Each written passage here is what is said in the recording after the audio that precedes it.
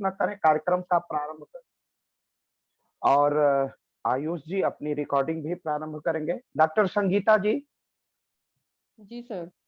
अब हम लोग कार्यक्रम का नमस्कार। आरंभ करते हैं। आपका लोक पहल के इस आभासी मंच पर आज आपका बहुत-बहुत हार्दिक अभिनंदन और स्वागत है।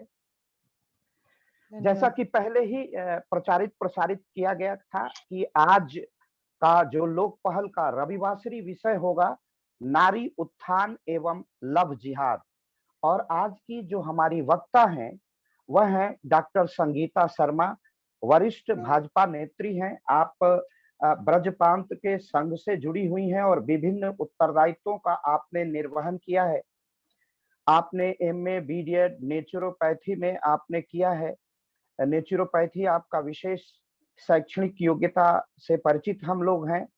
आपने आईटीसी 2019 में जो संघ का प्रशिक्षण वर्ग है, आपने पूरा किया है। ओटीसी 2019 में जून में संपन्न किया है। आपकी जो संगठनात्मक कार्य क्षमता है, वह पूर्व प्रांत महिला सह प्रमुख भारतीय शिक्षण मंडल 2017 से 2021 के मध्य रही हैं और शिक्षा मंडल के ही एक काशी प्रांत के उत्तरदायी धारी कार्यकर्ता हमारे शुभम जी हम लोगों के बीच उपस्थित हैं।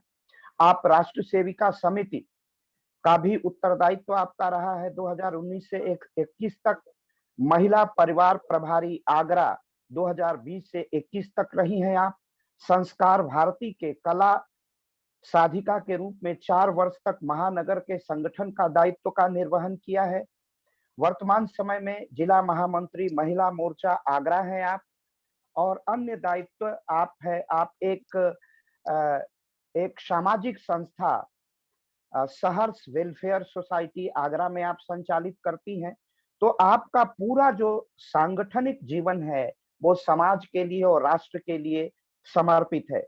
आपके विभिन्न संगठनात्मक कार्य हैं। शक्ति मिशन के तहत समूह की महिलाओं को जन कल्याणकारी योजनाओं से अवगत कराना, संज्ञान में लाना, योजनाओं का लाभ दिलाना, समय समय पर ग्रामीण चौपाल लगाकर संगठन एवं सरकार के मध्य संवाद का काम करना, सेतु का काम करना, सरकार की नीतियों को जनता तक ले जाना, सामान्य महिलाओं तक ले जाना, पुरुषों तक ले जाना, आम जीवन में ले जाना और जन समस्याओं को सत्ता प्रतिष्ठान की ओर उन्मुख करना आपके कार्य रचनात्मक कार्यों की विशिष्टता है। इसी के साथ ही महिला सशक्तिकरण के कार्यों में आप सदैव अग्रणी भूमिका का निर्वहन करती हैं। आपको अभी वर्तमान समय में कमल शक्ति संवाद सदस्यता अभियान में भी आपका एक महत्वपूर्ण दायित्व है। इसी के साथ जो वर्तमान में उत्तर प्रदेश में नगर निगम के चुनाव हो रहे हैं, उत्तर प्रदेश के भारतीय जनता पार्टी के संगठन ने भी आपको एक महत्वपूर्ण जानकारी दी है। इसी के साथ भारत की रक्षा कैसे हो, उसके लिए पर्यावरण को संतुलित करना, पर्यावरण के प्रति जागरूकता अभियान की निरंतरता को बनाए रखना नितांत आवश्यक है। आप निरंतर पौधारोपण के कार्य करती हैं, कराती रहती हैं।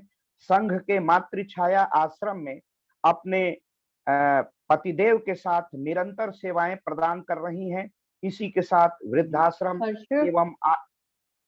वृद्धाश्रम एवं अनाथालय में जाकर, गौशालाओं में जाकर खाद्य सामग्री और अन्य सेवाएं देना, प्रदान करना आपके व्यक्तित्व का एक अलग पक्ष है, एक पृथक पक्ष है।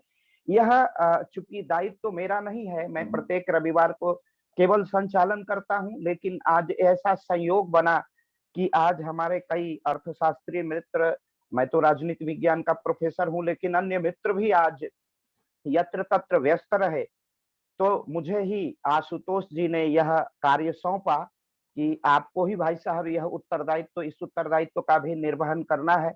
और यह डॉक्टर संगीता शर्मा जी से यह दूसरी मुलाकात है हमारी इस वर्चुअल प्लेटफॉर्म पर। तो आप किसी परिचय के मोहताज नहीं है। अब मैं संक्षेप में अपने लोक पहल का परिचय अपने अतिथि वक्ता को कराना, जिनका आज पाथेय प्राप्त होगा एक बहुत महत्वपूर्ण विषय पर, एक अत्यंत ज्वलंत विषय पर, तो मैं लोक पहल का परिचय करा दूं। लोक पहल मुख्य रूप से राष्ट्रीय स्वयंसेवक संघ के सदस्यों का एक सकारात्मक राष्ट्रीय सांस्कृतिक हस्तक्षेप है और हमारे 5 सांस्कृतिक अधिष्ठान हैं। पूज्य ब्रह्मलीन महंत अवैधनाथ जी, पूज्य अशोक सिंघल जी, पूज्य पूज्य राजेंद्र सिंह रज्जू भैया जो पूर्व सरसंघ चालक रह चुके हैं, पूज्य दीनदयाल उपाध्याय जी जो एकात्म मानववाद के प्रणेता है, भारत रत्न महामना मदन मोहन मालवीय लोक पहल के वैचारिक केंद्र हैं। लोक पहल इन्हीं वैचारिक अधिष्ठान को निरंतर गति प्रदान करता है।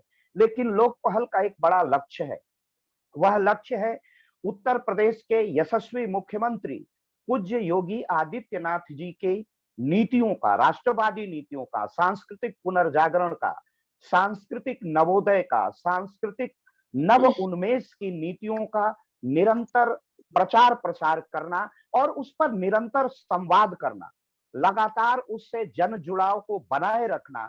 और योगी पूज्य योगी आदित्यनाथ उनका नाम ही है और वह आदित्य संपूर्ण भारत में आच्छादित हो, उसका आलोक पूरे विश्व तक जाए, क्योंकि उनकी कथनी और करनी, उनका उनका जो व्यक्तित्व और उनका जो कृतित्व है, उनका जो चित्त और चिंतन है, अगर कहीं उसमें बहुत ताला लगा समीकरण देना। स्थापित तुम होता भी हुआ ज्वाइन कर लो। स्थापित हुआ दिखाई देता है, तो वह है पूज्य योगी आदित्यनाथ जी। तो पूज्य योगी आदित्यनाथ जी की नीतियों का लगातार प्रचार प्रसार करना ही लोक पहल का श्रेय, प्रेय और पाथेय है।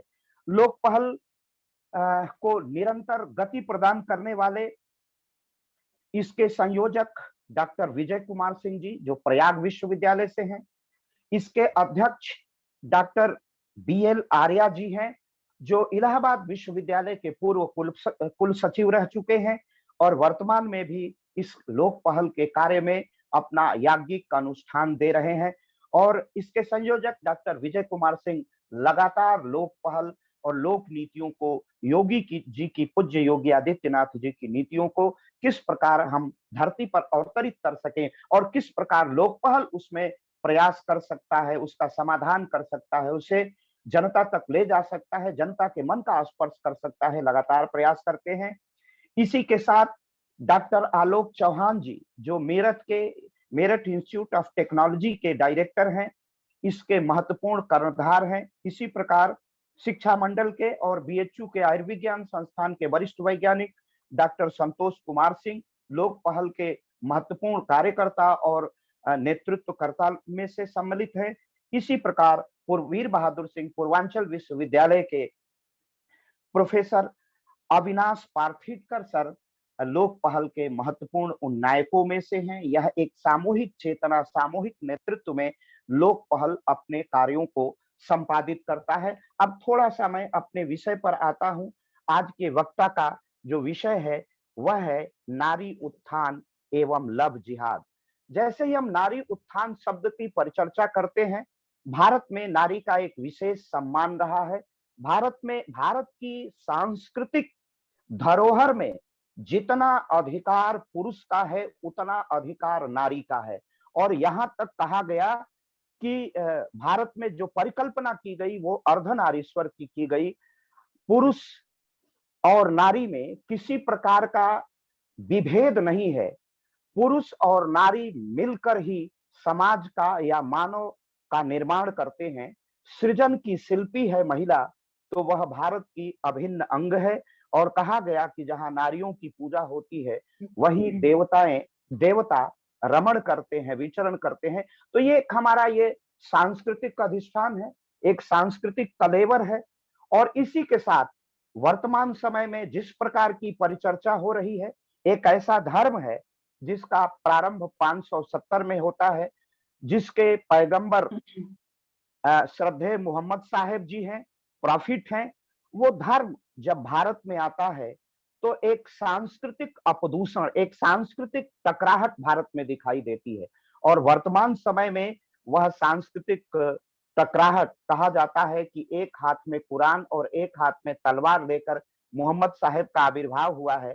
और आज भारत की नारी अपने अतीत से अपना संबंध विस्मृत करके, अपनी शक्ति से वंचित होकर के आज किस स्वरूप में स्वरूप में उसकी संगणना हो रही है, और सबसे महत्वपूर्ण है जो वो शिकार हो रही है लव जिहाद की। जिहाद का उनका जो अर्थ हो वो अरबी और फारसी भाषाओं में, लेकिन जिहाद ने अपना अर्थ और मंतव्य वर्तमान समय में केवल और केवल नकारात्मक किया है। तो मैं बहुत कुछ विषय पर न बोल करके मैं सीधे इस विषय की आधिकारिक विदुषी डॉक्टर संगीता शर्मा को आमंत्रित करता हूं बड़ी विनम्रता के साथ कि वो आज अपना पाठ्य प्रस्तुत करें। डॉक्टर संगीता शर्मा जी। बहुत बहुत धन्यवाद अखिलेश सर आपका।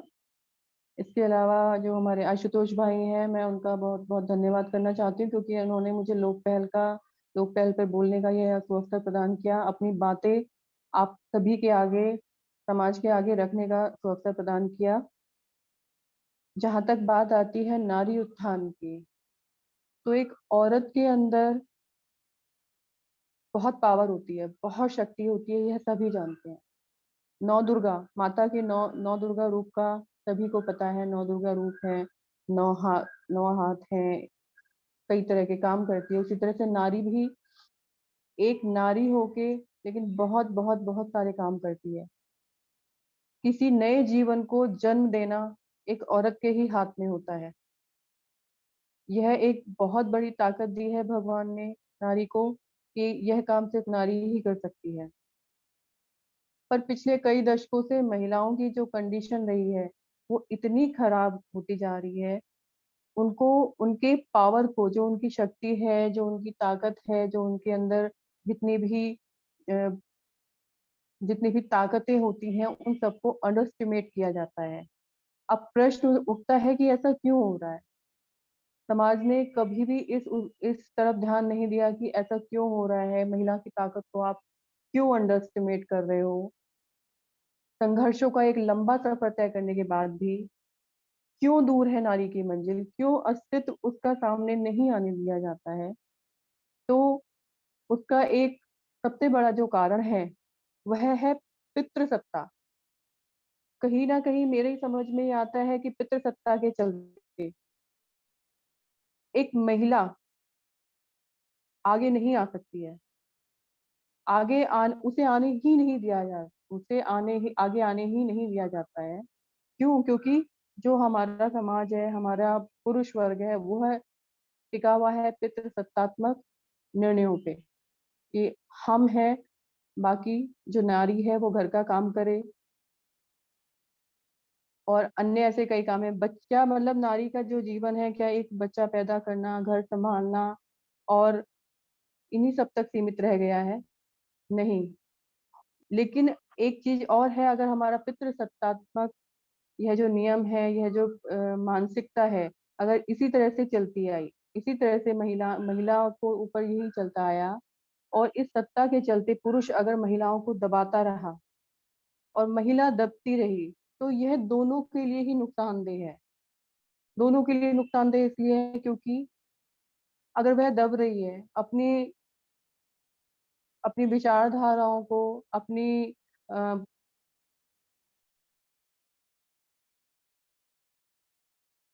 इच्छाओं को दबा रही है, तो वह आगे इससे रिलेशनशिप में भी उनको सफर करना पड़ेगा, पुरुष और महिला। तो इसलिए ये है कि महिलाओं को इतना सफर नहीं करने दिया जाए, महिलाओं को आगे आने दिया जाए। अगर आज हम बात करते हैं महिला पार्टिसिपेशन की, कितने परसेंट है औरतों का सामाजिक उसमें, कार्यात्मक उसमें पार्टिसिपेशन है 4%। क्यों? क्योंकि उसको बोल दिया जाता है कि ये इसकी शादी हो जाएगी, ये माँ बन रही है, या ये माँ बनेगी, इसके बच्चा हो जाएगा, ये काम नहीं करने दिया जाएगा। ऐसा क्यों? ऐसा नहीं होना चाहिए।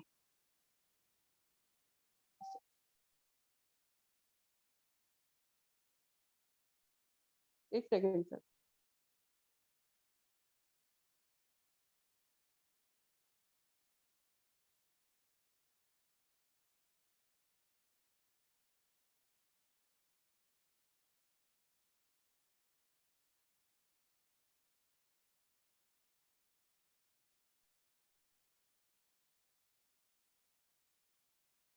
जबकि पावरफुल कंट्री जो होती हैं, जो पावरफुल कंट्री हैं, उसमें औरतों का जो पार्टिसिपेशन होता है वो 71% से 75% तक होता है। भारत में ऐसा क्यों है? भारत में इतनी महिलाओं के साथ में इतनी निर्भीकता क्यों है? 131 देशों में भारत की जो रैंक है वो 120 है। किसमें वर्क प्लेस में 120 ओनली जो औरत का जो काम करती हैं वो 120% है महिलाओं का। जबकि हमारे देश में ऐसी कई महिलाएं हुई हैं जो आगे आई हैं, जिन्होंने अपने आप को प्रूफ किया है, जिन्होंने बहुत ज़्यादा कहना चाहिए कि बहुत ऐसी परिस्थितियों में जिसमें उनका साथ देने वाला कोई नहीं था। ऐसी ही परिस्थितियों में उन्होंने अपने आप को प्रूफ किया है। कल्पना सरोज नाम की एक महिला जिनकी शादी 12 साल की उम्र में कर दी गई। यह बात शायद सभी जानते होंगे कल्पना सरोज जी को कि 12 साल की लड़की की शादी कर दी जाती है और 6 महीने में उसके साथ उसको उत्पीड़न से गुजरना पड़ता है और उसको इतना उत्पीड़ित किया जाता है, इतना उत्पीड़ित किया जाता है कि उसको घर वापसी करनी पड़ती है। 17 साल की उम्र में वह बॉम्बे आती है। बॉम्बे आने के बाद में संघर्षों का नया दौर शुरू हो जाता है उसके लिए, लेकिन वो हार नहीं मानती। फिर भी वह संघर्ष करती है और उस संघर्ष के चलते कमानी ट्यूब जैसी एक जो संस्था थी, जो एक कंपनी थी जो लॉस में जा रही थी, वह उसको खरीदती है। उसके बाद में उसके सारे कर्जे माफ कराती है और आज कल्पना सरोज आज एक बहुत बड़ी एंटरप्रेन्योर है।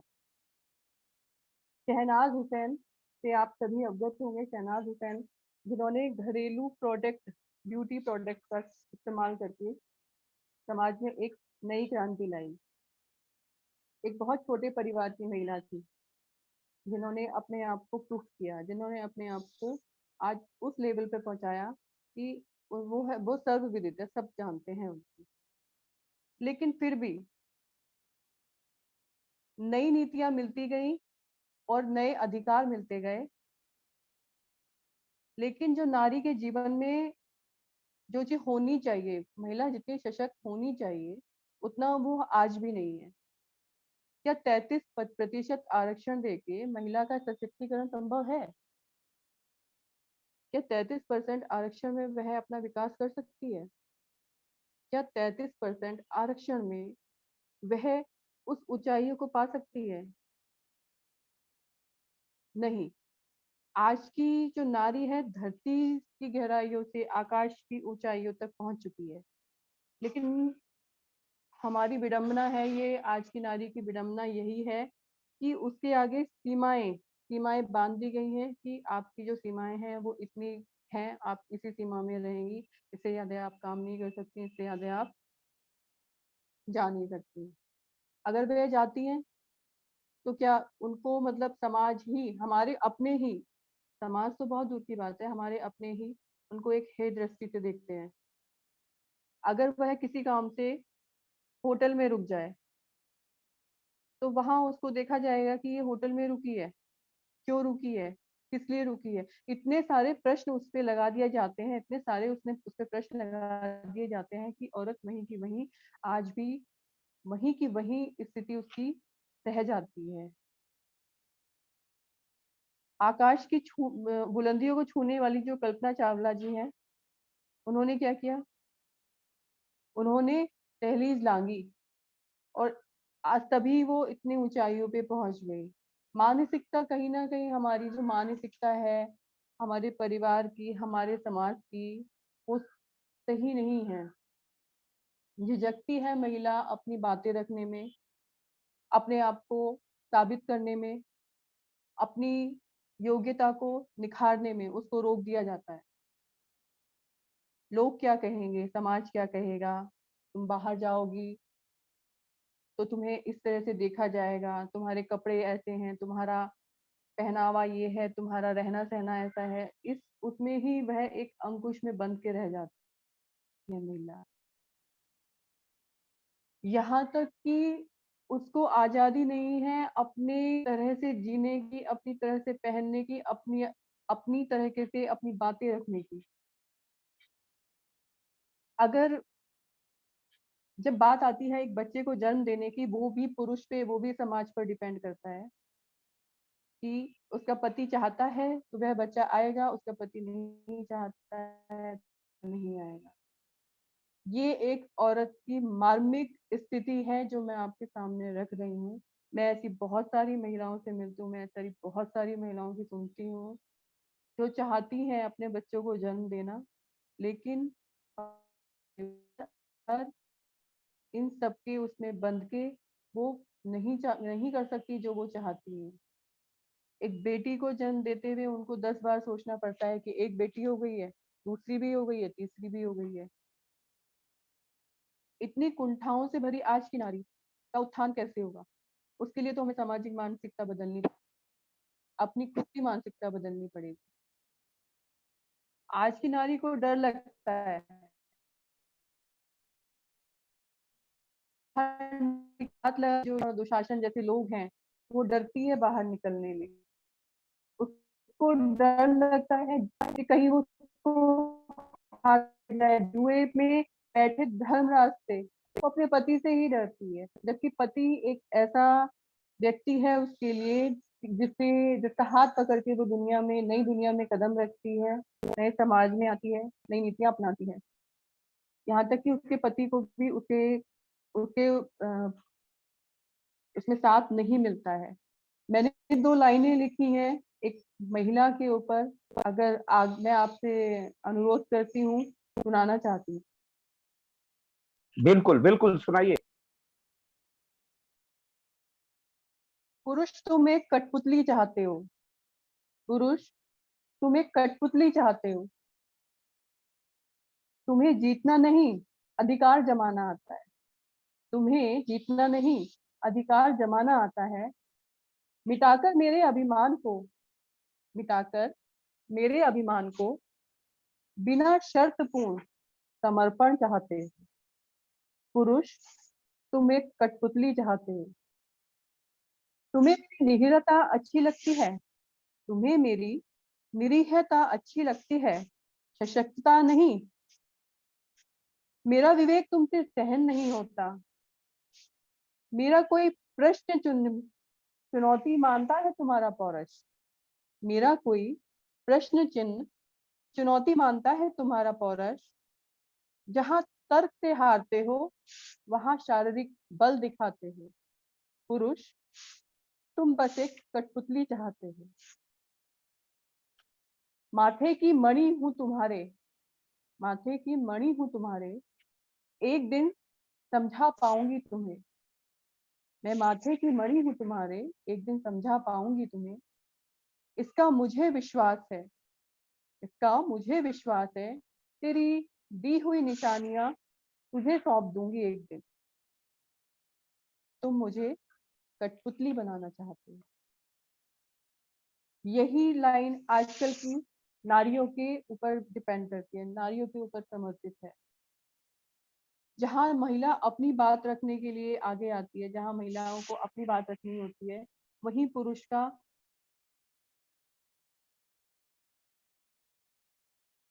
इंटरफेयर स्टार्ट हो जाता है। नहीं ऐसे नहीं, ऐसे ऐसे नहीं, ऐसे ऐसे नहीं, ऐसे क्यों?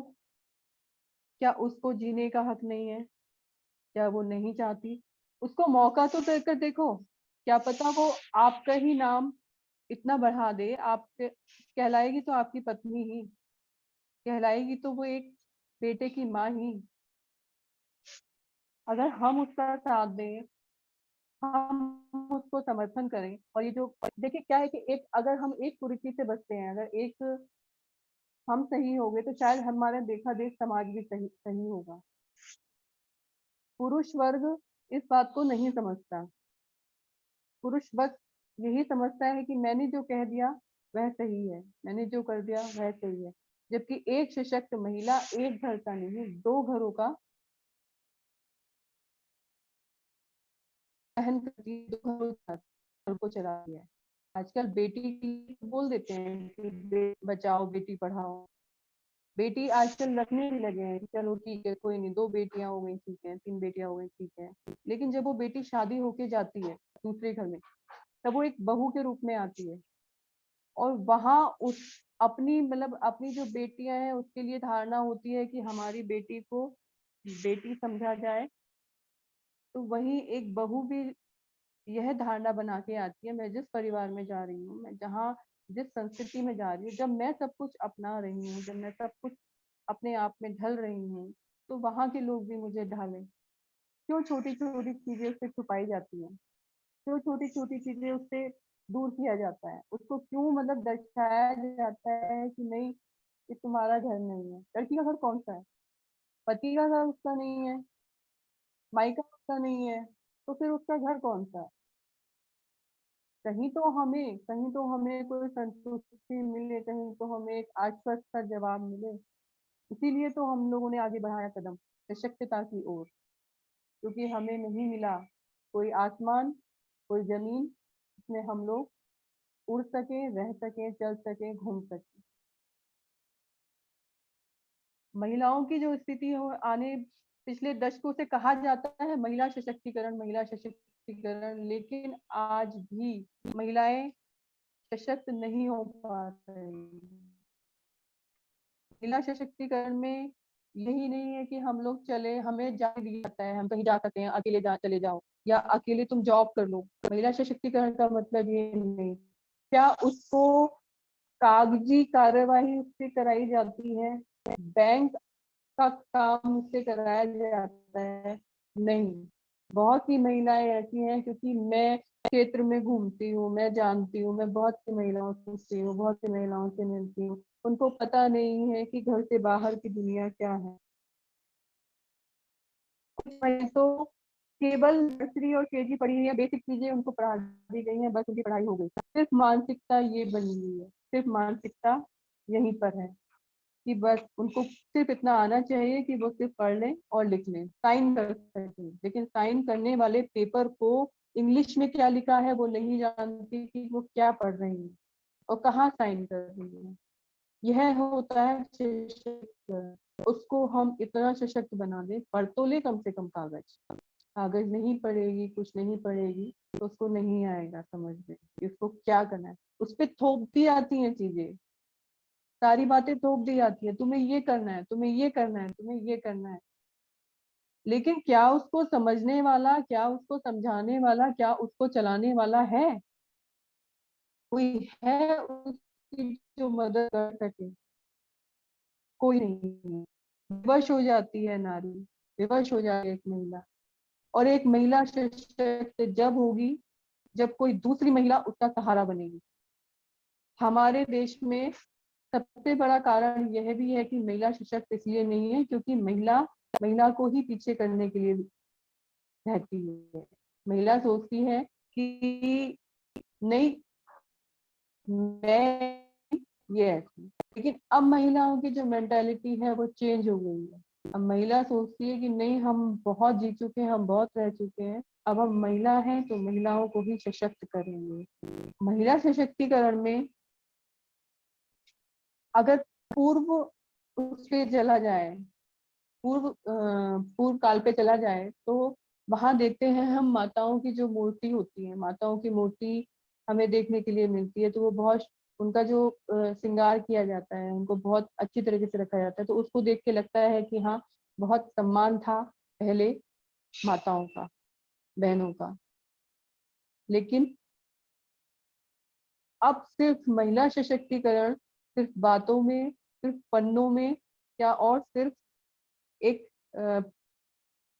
एक मीटिंग तक या एक भाषण तक रह गया।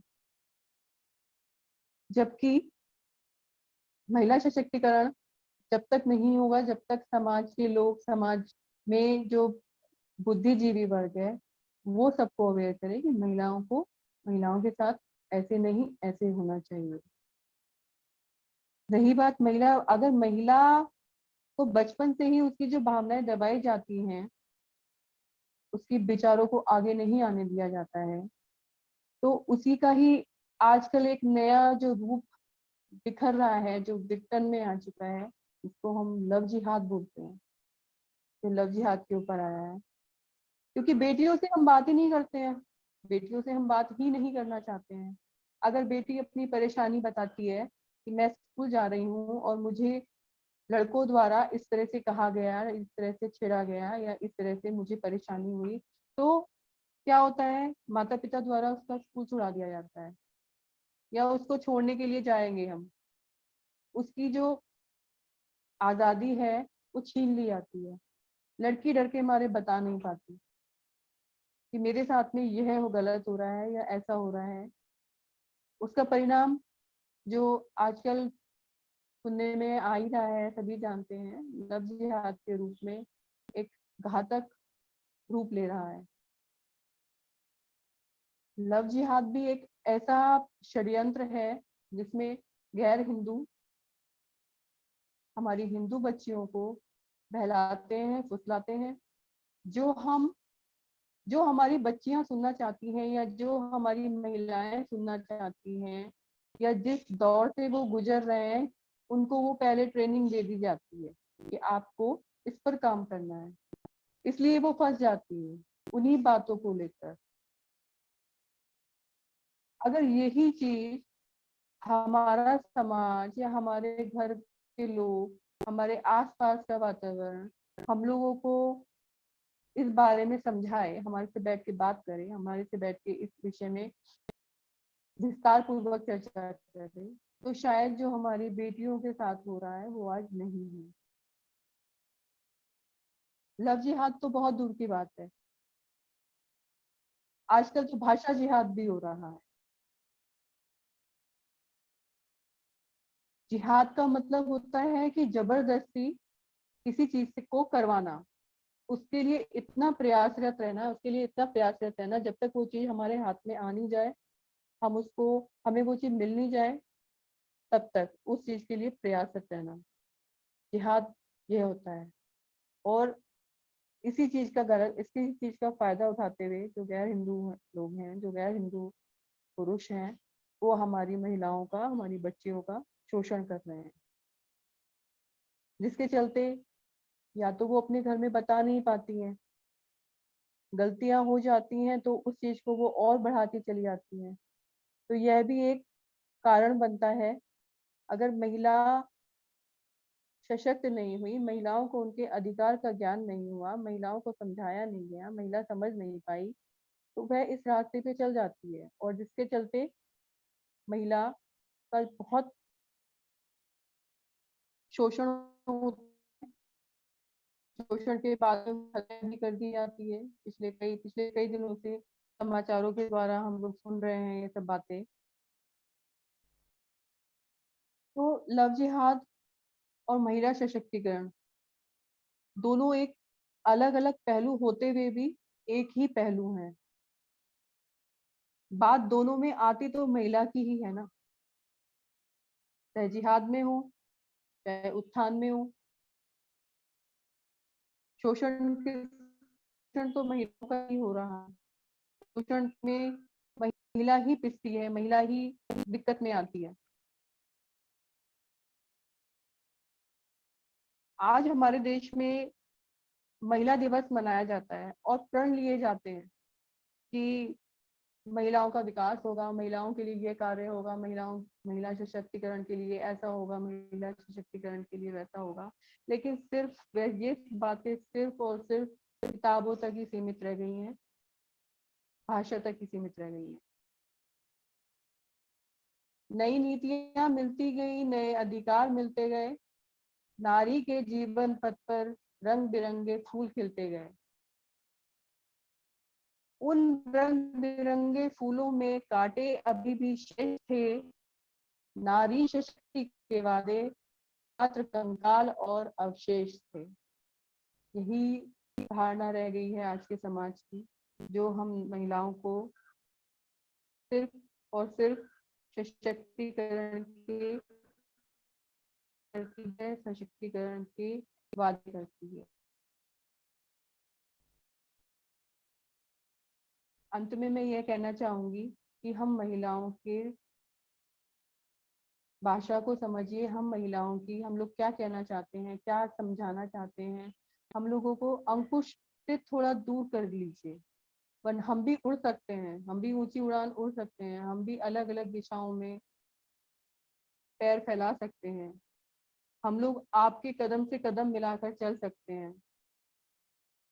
हम लोग आप ही की तरह पावरफुल नारियां हैं, जो आपसे, जो समाज से और पुरुष वर्ग से चाहती है, एक आस लगाती है कि उसका सहयोग करें।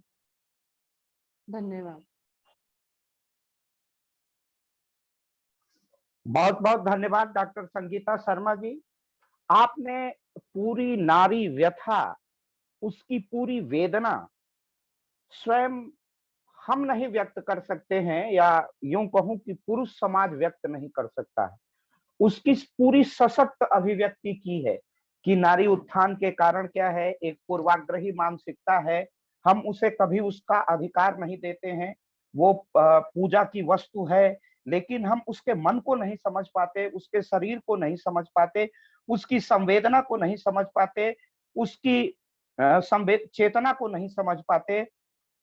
और जहां तक आपने कहा कि लव जिहाद और महिला उत्थान एक दूसरे के पर्याय है, क्योंकि दोनों में शोषण तो महिला का ही होता है। तो ये नारी उत्थान केवल शब्द और भाषा नहीं है, बल्कि यह एक मानसिकता है। और उस पूर्वाग्रही मानसिकता से, पितृसत्तात्मक समाज से जब तक भारत का समाज आगे नहीं बढ़ेगा, तब तक ये समस्याएं होती रहेंगी। आपका कहना था कि लव जिहाद में हम अगर कोई नारी फंसती है तो उसका हम समाधान नहीं करते हैं, और दूसरी ये होती है कि लड़की घर में है, परिवार में है, तो उससे संवाद नहीं होता है, उसकी क्या पीड़ा है, उसकी क्या व्यथा है, उसका क्या कहना है, वो हमेशा अपने विचारों में कुंठित और दमित रहती है।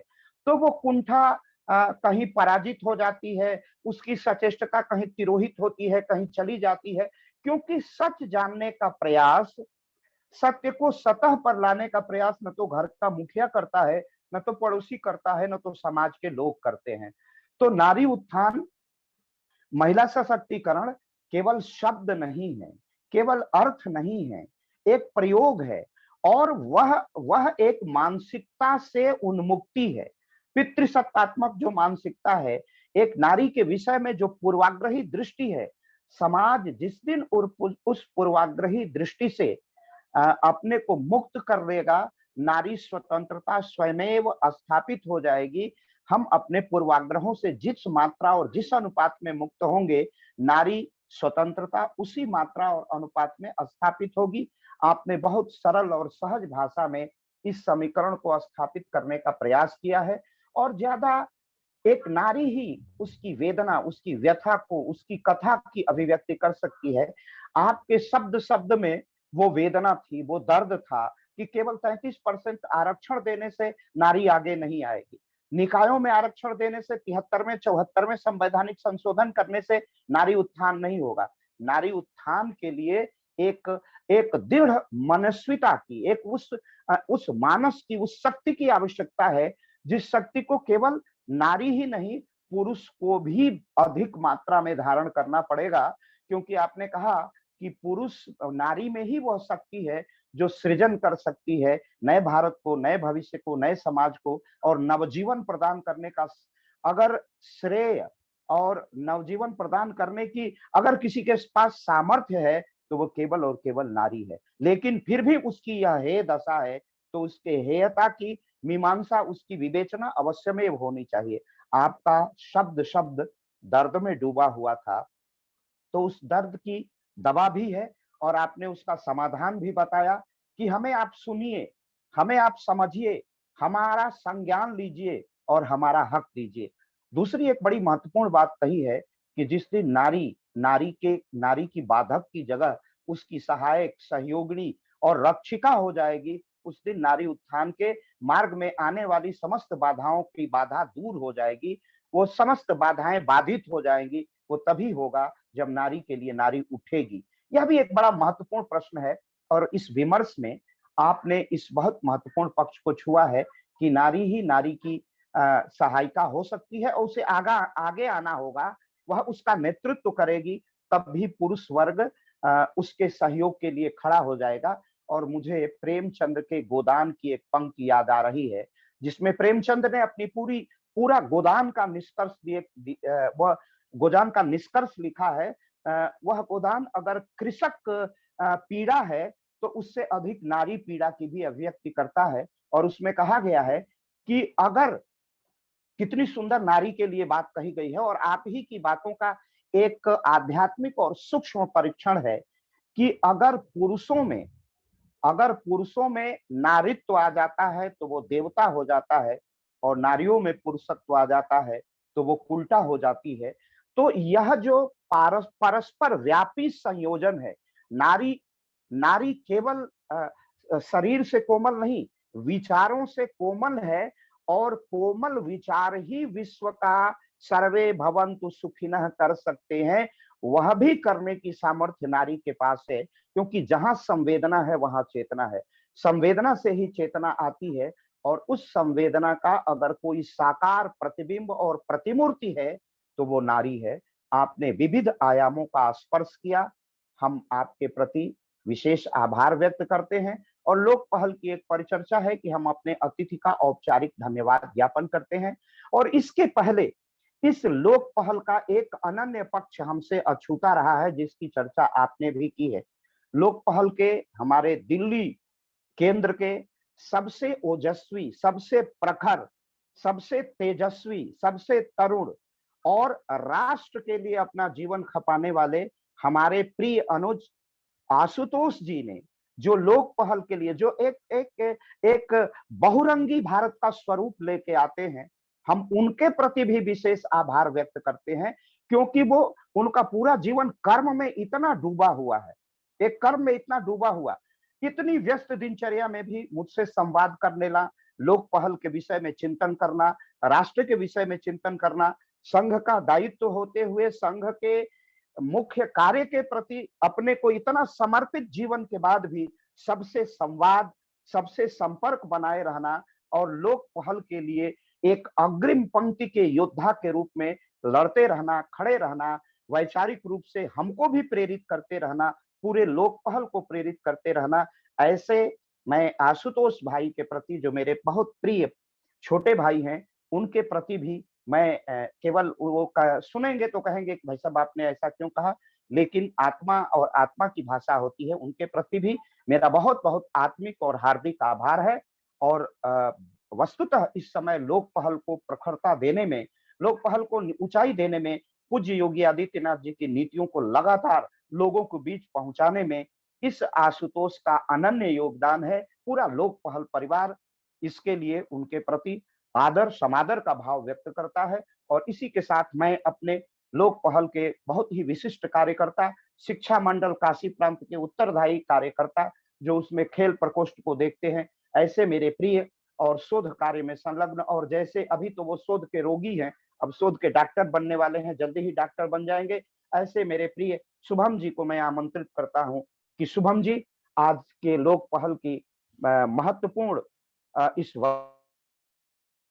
के लिए लोक पहल परिवार की ओर से औपचारिक धन्यवाद की और इस विषय की मीमांसा प्रस्तुत करने का कृपा करें डॉक्टर शुभम जी।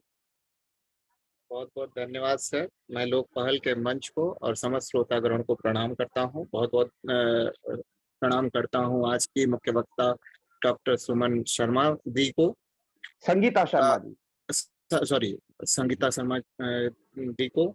और आज का आपका पाठ्य मुझे दो अर्थों में समझ में आया, जिसमें आपने पहला अर्थ उस प्रश्न को प्रतिस्थापित करते हुए रखा है जहाँ पे आज हमारे आपके बीच औपनिवेशिक मानसिकता आ गई है, समाज बनाम महिला का।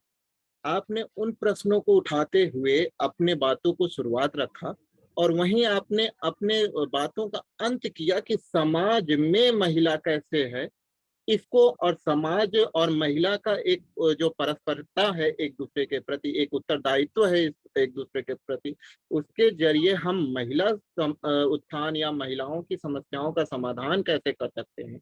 आज का आपका पूरा पाठ्य मुझे इसी के इर्द गिर्द घूमता हुआ दिखा। इसके लिए मैं बहुत बहुत धन्यवाद ज्ञापित करता हूँ आपका, क्योंकि हमारे श्रोतागण, ये आज का जो हमारा विषय है ये बहुत ही ज्वलंत मुद्दा है। लव जिहाद और नारी उत्थान भी आज के संदर्भ में बहुत ही ज्यादा प्रश्न पूछे जाने वाले विषयों में एक है, जहाँ पे आपने रखा कि नारी उत्थान कोई एक टर्म या वर्ड नहीं है, एक शब्द या कोई ऐसी परिभाषा नहीं है जिसको आपने लिख दिया उसके बाद आप उसी परिभाषा पे चलिए। आपको उसके मूल को जानना हो, उस मूल को जानने तक के रास्तों को जानना होगा, जिसके लिए आपको महिला को जानना होगा। तभी आपका आज का पाठ्य का जो पहला आधार था कि महिला बनाम समाज का जो ये खाई है, इसको तभी खत्म किया जाता है। और उसके बाद आपने अपने वक्तव्य का अंत करते हुए हम सबको दिशा निर्देशित करते हुए बताया कि किस तरीके से महिला के प्रश्नों को जब तक हम नहीं जानेंगे तब तक इस खाई को खत्म नहीं किया जा सकता। इसके लिए मैं बहुत बहुत धन्यवाद ज्ञापित करता हूँ आपको, इस लोक पहल के मंच से बहुत बहुत धन्यवाद। इस सुंदर व्याख्यान के प्रति सुंदर धन्यवाद प्रस्तुति के लिए शुभम जी आपका बहुत बहुत हृदय से आभार।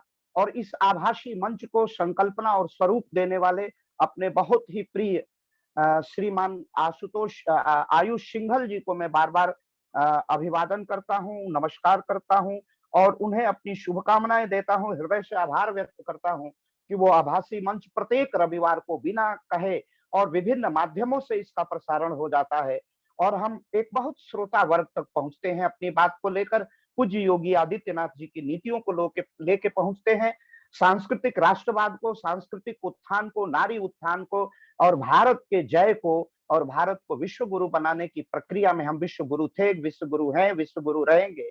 लेकिन जो उसमें तमाम बाधाएं हैं, जो जितने झाड़ झंखाड़ हैं, उन्हें समाप्त करना है और भारत को एकरस बनाना है। भारत के मानस में कभी लव जिहाद न हो, किसी प्रकार का कोई कलुष न हो, कोई कटुता न हो। हम मातृशक्ति को प्रतिस्थापित करें, विश्व बंधुत्व की कामना करें और इसी कामना के साथ मैं आज की पाठ्यकर्ता डॉक्टर संगीता शर्मा जी का बहुत बहुत अभिवादन करता हूं, बहुत बहुत धन्यवाद देता हूं। लोक पहल परिवार के तरफ से, अपने संयोजक डॉक्टर विजय कुमार सिंह के तरफ से, डॉक्टर आलोक चौहान सर के तरफ से और श्रीमान डॉक्टर संतोष कुमार सिंह के तरफ से आपको बहुत बहुत आभार व्यक्त करता हूं और इसी के साथ आज के कार्यक्रम के समापन की घोषणा करता हूं। आयुष जी, अब आप आज के कार्यक्रम को समाप्त कर सकते हैं। सभी श्रोताओं का अभिवादन करता हूं और उन श्रोताओं को जो बाद में इसका लाइव प्रसारण सुनते हैं, यूट्यूब पर सुनते हैं, उसको लाइक करते हैं, उन सब के प्रति आभार और भारत माँ के प्रति बहुत बहुत हमारा समादर और पूज्य योगी आदित्यनाथ जी के लिए बहुत बहुत अनुसमर्थन और इसी तरह जनता का प्यार और दुलार उन्हें मिलता रहे और राष्ट्र का अनुष्ठान, देश का अनुष्ठान, सांस्कृतिक पुनर्जागरण का कार्य वो इसी सशक्तता के साथ, वीरता के साथ, धीरता के साथ करते रहे। वंदे मातरम, जय श्री राम। आयुष जी, कार्यक्रम समाप्त कर दीजिए।